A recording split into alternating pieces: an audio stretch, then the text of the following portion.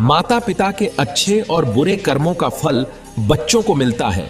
कर्मों का फल, पिता अधर्म आचरण कर रहा है तो बच्चे भी उसका भोगेंगे। बिल्कुल, बच्चा करेगा तो बाप को भी भोगना पड़ेगा, बाप की भी निंदा होगी, उसको भी गालियां मिलेगी, समाज में उसको सर नीचा करना पड़ेगा।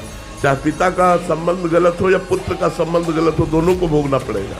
अधर्म आचरण से आया हुआ धन भी प्रभावित, पूरे परिवार को शोकित करेगा, पूरे परिवार को शोकित करेगा। और दिखता है तो गाड़ी बंगला सब बन गया। ये सब बाहरी है, बाहरी है।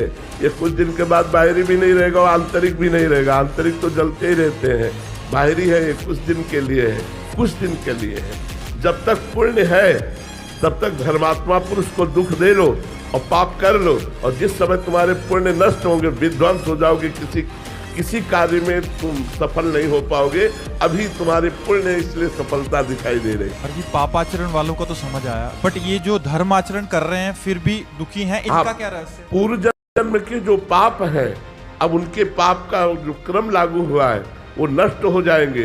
तो पूर्व जन्म के पुण्य और इस जन्म का पुण्य जब दोनों मिलेंगे तो ये सूर्य की तरह प्रकाशित हो जाएंगे, ये परमानंद को प्राप्त होंगे। और पापी पुरुष का वर्तमान में पुण्य खर्चा हो रहा है, जब पूर्व का पाप और वर्तमान का पाप दोनों मिल जाएगा तो ऐसा ब्लास्ट होगा कि सर्वनाश हो जाएगा। और इनके अंतःकरण की स्थिति क्या है? शांत, प्रसन्न, भले दुख में है लेकिन प्रसन्न। देखो 12 वर्ष का वनवास, 1 वर्ष का अज्ञातवास पांडवों को मिला, लेकिन साथ में ब्रह्म ऋषियों का संग। ये सौभाग्य कि बड़े बड़े ब्रह्म ऋषि भगवान की चर्चा सुनाते हुए उनको 12 वर्ष समझ में ही नहीं आया कैसे कट गए।